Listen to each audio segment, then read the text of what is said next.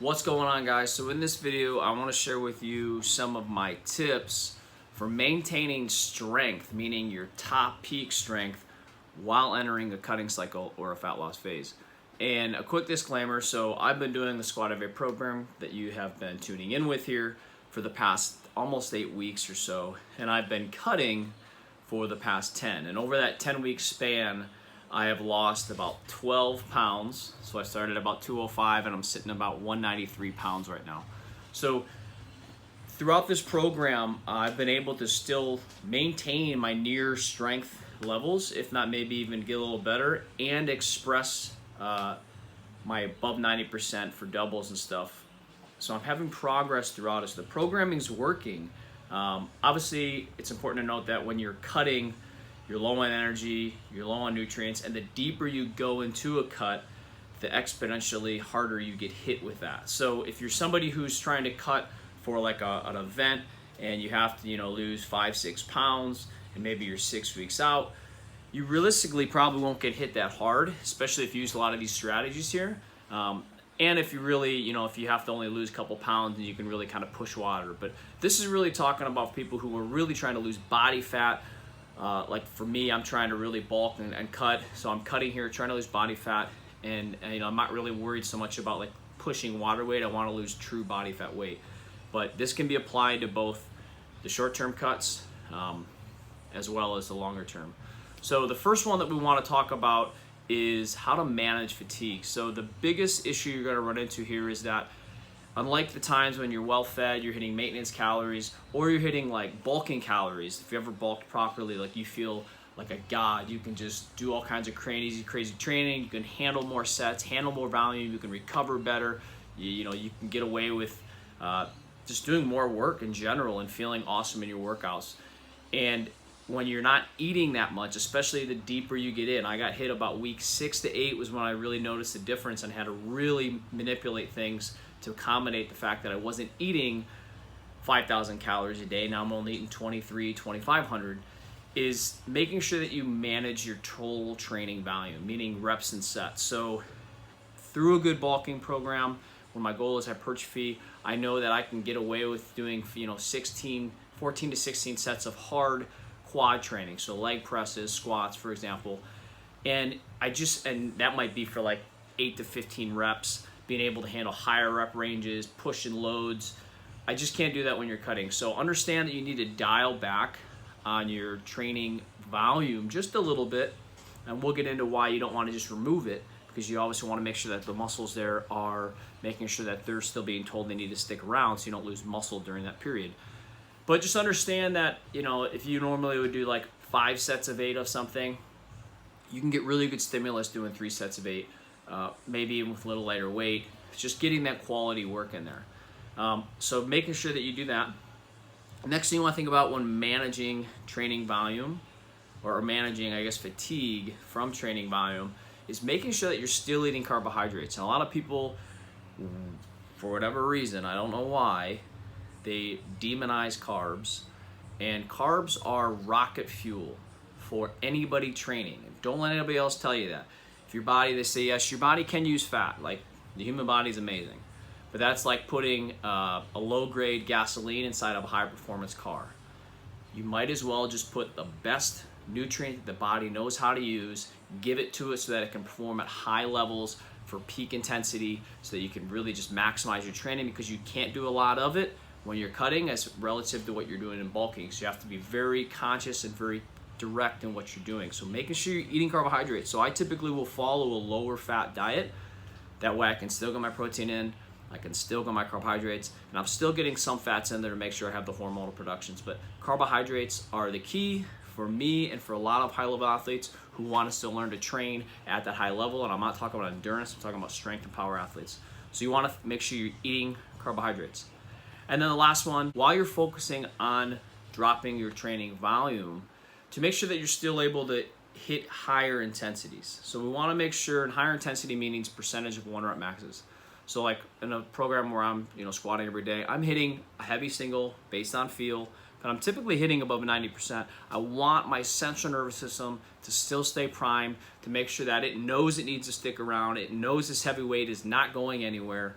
you just might not be able to do as much of it. So maybe you do 1 or 2 singles above 90% instead of, say, 3, 4, or 5, because you can't recover as well, but you're still getting that stimulus. Because if you're in a strength sport or you're trying to maintain near absolute strength, you only got to do it one time, or maybe a couple times on stage max, and that's it. And a lot of that, you can really get that drive when you need it on stage. So making sure that you are still touching heavier loads. So I typically focus on keeping my intensity high, my percentage near my 1 rep max. So I'm lifting, I'll lift a heavy single, like in the squat program, I'll work up to a heavy single almost every day on the squat, because I'm really trying to keep my squat strength and drive it up there.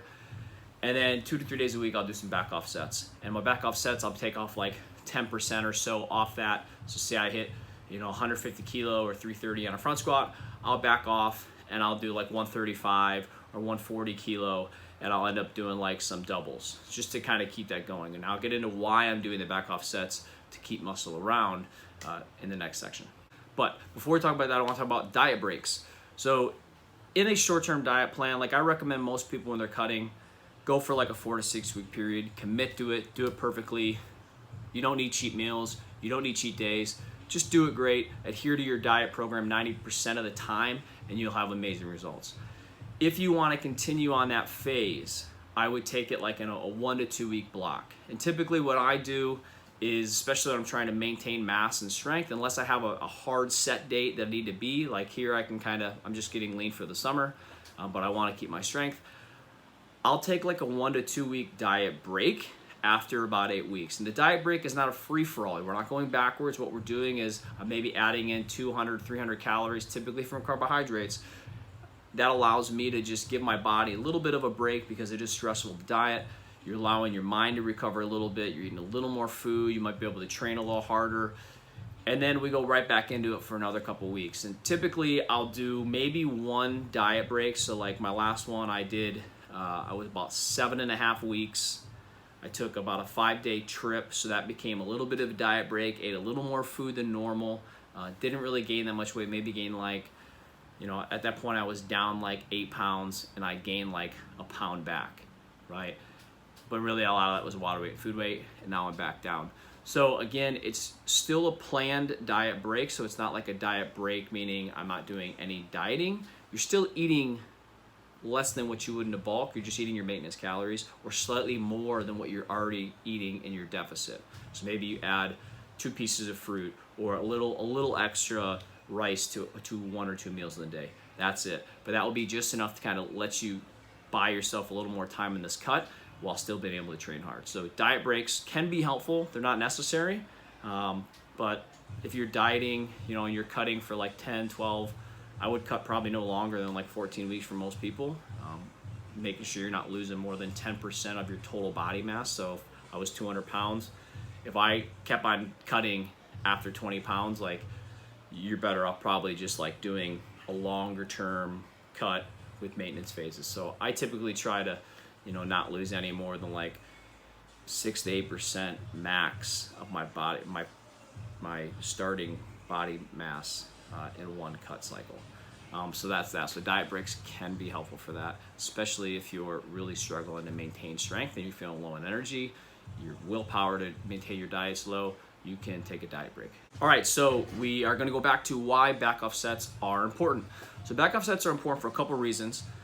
So after I hit the heavy single, right, and I'm building up and I'm kind of hitting some 2s and 3s, just building up, getting my body ready. I hit a heavy single, I'll back down. I might do, 3-4 sets of 2 reps of a doubles there on a whatever the lift is. So for me, it was a front squat yesterday. I'm doing that because doubles are great. In my next video, I'll talk about why I feel doubles are great for building top end strength and maintaining that top end strength, doubles and triples. So that's gonna just kind of keep the body signaling. It's gonna be a little more volume than just doing straight 1 reps. So you're gonna still get a little more stimulus in there, a little more hormonal stimulus. Not as much as if you were like in a straight bodybuilding program, which we'll get to why that might not be the best time to do that stuff now in the next part.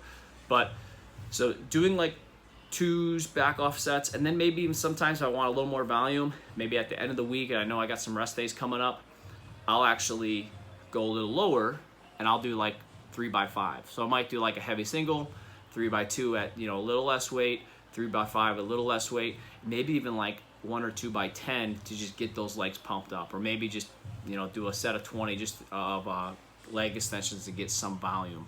So you got to kind of play with that to see what you can recover from, and if you're doing too much of that, you'll notice, because you won't be able to kind of push as hard or maintain your levels of strength as you go deeper in your cut. But that's the power of back offsets. We want to tell that muscle that it needs to stick around, it needs to do its job, because if we just did heavy singles, kind of walked out, you probably wouldn't get enough volume and stimulus, right? So we don't want to be like bulking amount of volume where we're doing a ton of volume and we're not eating, but we also cannot go from that to not eating and not doing any volume, or doing very little volume. So we have to kind of find that middle ground, and this middle ground, this spectrum here between a bunch of volume, not a lot of volume, it's gonna range. And we gotta kind of find that range, but we have to make sure we're telling the body to keep that muscle around and make sure that muscle know it's needed so it doesn't atrophy and waste. And then when you lose 12 pounds, you lost, you know, 6 pounds of hard-earned muscle. We want to minimize muscle loss during the cutting phase. And that part brings me to my last point here about the cutting phase and maintaining strength and all that. If you're someone who's leaner, now this applies a lot to somebody who's leaner, they're trying to cut, or they're a higher level athlete and they're cutting and they're trying not to lose a lot of strength. But if you're somebody who's like has a little more body fat to lose, you realistically could get stronger, especially if you're a beginner or intermediate. You could get stronger, you could build muscle, and you could lose fat at the same time. But once you're somebody who gets down below 15% or so, you're gonna have to really start to be selective on what phase you need to train in. So if you're somebody who's leaner and you're trying to get ripped up and cut up, and you're eating to do that, so you're in a deficit, but at the same point, you're like, oh man, I wanna get bigger arms, or I wanna get a bigger chest, or this and that, and you're already somebody who's lean, you have to be realistic with your goals, because this is not the time to try and do a bodybuilding mass program when you're eating like a baby bird.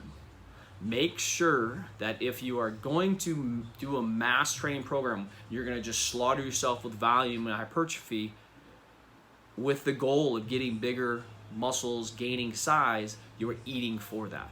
And if you are not going to be eating for that, then you need to try and do some of these steps previously and focus on maintaining strength, maintaining muscle, and maybe getting a little bit of growth, but be okay with none, because your biggest thing is in this period, you're not trying to lose muscle and strength. That's the biggest thing, because you're not trying to lose muscle and strength, because you're focusing on fat loss and muscle and strength preservation.